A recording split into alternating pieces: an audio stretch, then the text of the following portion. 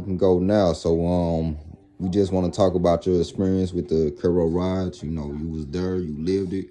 So we just want to talk about your experience. Okay, really, it was basically on the downtown area. They had a lot of blacks coming down there spending money and everything.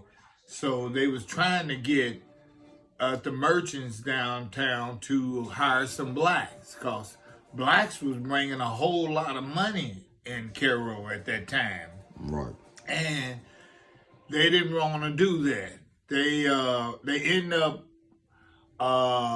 hiring one black guy. His name was Don Box, and he worked at P and Hearst. And that was the time that they had a variety of stores down in on the commercial area. Right. And they decided not to do that, so the blacks decided to picket down there.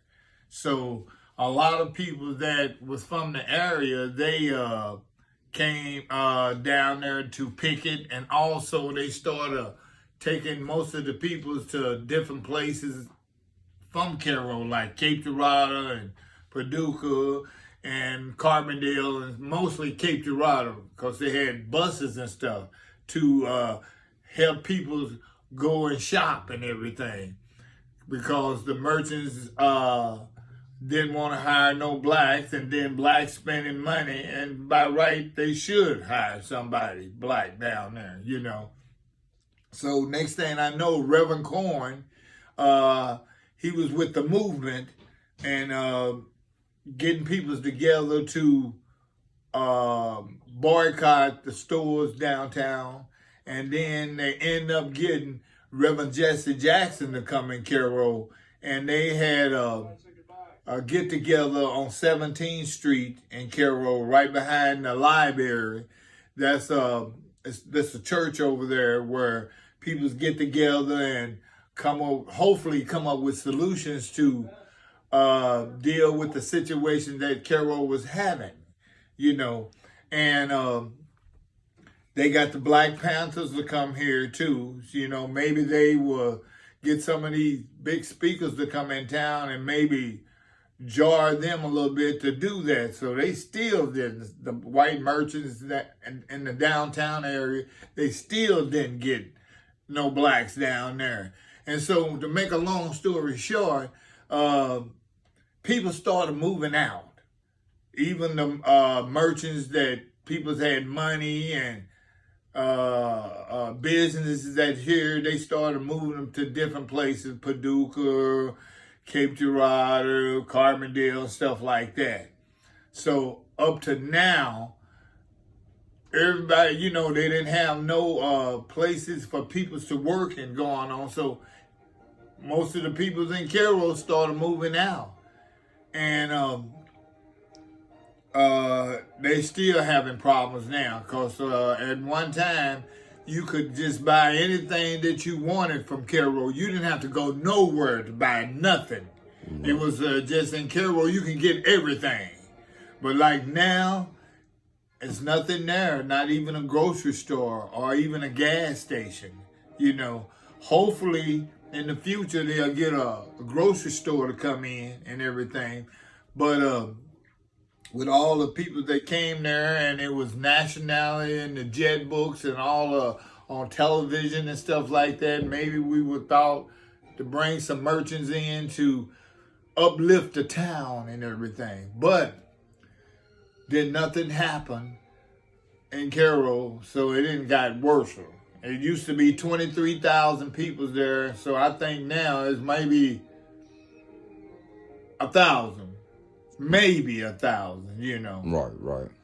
But other than that, that's basically a long story short of Cairo, Illinois, you know.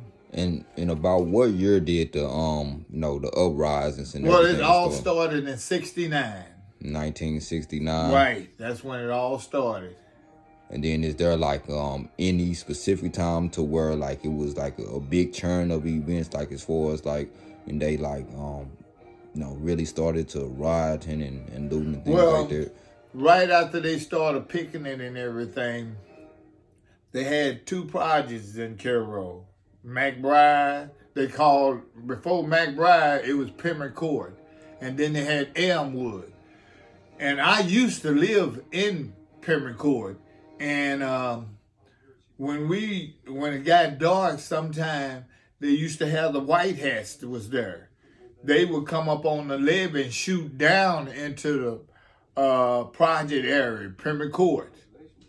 And see, the other project up there at that time wasn't nothing but whites up there. They wasn't letting blacks in there, you know. So most of the blacks was down in Pembroke Court instead of the Elmwood. So as the years went on, they started making blacks get in there because it was under federal owner, you know. Right, the right. feds said, hey, you got to put some blacks in there. We're going to shut it down. Right. You know, just like out there in Thebes, too. And, you know, eventually they tore down the bricks, the project, they call it, you know. And that's when the riding started. It was like about, I think it's about 70, something like that, around there, because I graduated in 72. And it was still going on. And the rise, they said, I guess to the blacks that they wanted you to, they had put on some stickers on the cars, the white hats did, love it or leave it, you know. So they was telling us, hey, leave it, you know, leave here because there ain't nothing going on for you, Right. you know. So that's when the riding started, you know, and hopefully, and it was supposed to make some changes and stuff. It was just a lot of people disliking one another. You know, blacks having problems and whites having problems, and you know, with blacks and the town was here for blacks and whites because there was a time where up there in St. Mary's, it was a park there, but at that time I wouldn't go up there by myself when I was younger because I would probably had to fight or get whooped or something like that. When I went to the park, it was always 5 or 6, or I'm riding with some friends, and it's always more than 4 or 5 because it's going to be some trouble. Right, right. Because I remember the time that when they had the fountain up there, it was only for whites. Mm-hmm. And I was younger then at that time, you know. Right. I jumped off that subject a little bit about the riots and stuff like that, but it went on for a long time. So I guess some of the merchants, they just got tired. They said, the hell with it, we're going to go somewhere else. Because out there by the Pembroke Court, they used to have a junkyard called Solomon. Okay. And Solomon, they bought a lot of junk, and they hired a lot of black folks out there too. Right. But they ended up moving to Paducah. Okay. And then, you know, Elias's had the family center. They ended up moving also. That was one of the places that was, they hired a few blacks, but they said they was Uncle Tom's, you know. Right. That's just the word, you know, Uncle Tom. Right. Mm-hmm. But other than that, they left. And they over there in Cape Dorado now with a store of True Value, you know. Right, yeah. And there was a few other stores, the Corys, they went out of business because there was some brothers that owned a clothing store down in Cairo also. And then, you know, the P and Hearst, it was a company, but they ended up going out of business just like Roland Buford. It was a furniture store. And it was like one in Cairo, one in Miles, and I think one in Anna or something like that, you know. Now, did you have like any personal encounters, like as far as like with the picketing or? Well, myself, I went downtown to picket, got carried signs and stuff like that, you know, to picket. And then like on weekends, Saturday, we would have a meeting on 14th Street. They used to have a church where the blacks got together and had a meeting. And then from there, they went on and marched downtown. They marched through the downtown area. Plus, they still had people out there picketing and going on. And sometimes there was fights and stuff like that. And just a lot of mess was going on. And then they knew that some of the blacks was coming from Chicago and St. Louis and everything. They would always have the National Guards. They end up staying here because it was the blacks and whites steady feuding and can't come to no understanding or make some kind of settlement where they can come together and work as one, but that didn't happen. Right. Yeah, that makes sense. Yeah. And from looking at it now, it's a shame that the town went so down. I mean, it went down and everybody left.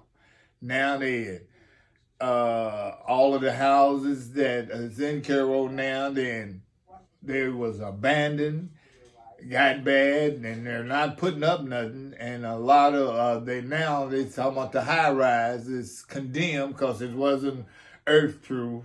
But I think they knew that anyway. I think personally they're trying to run the blacks out of town. They still doing it, but they undercover with it, Right. Then they know the governor and put so much money in the town.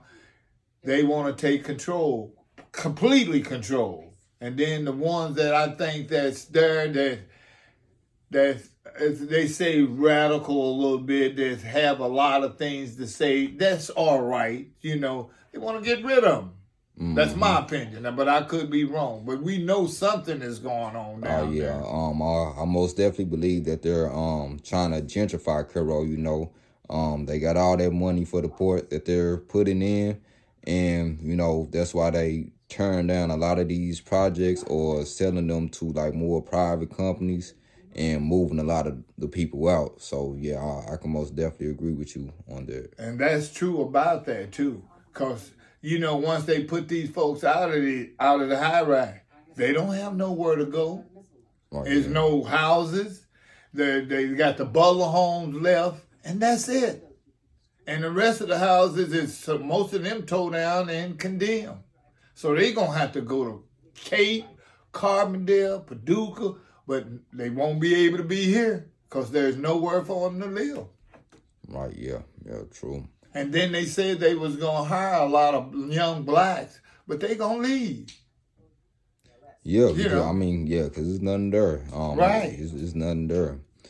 But that's all I wanted to know. Thank you for sharing your story. So we can get this out there. This will most definitely go.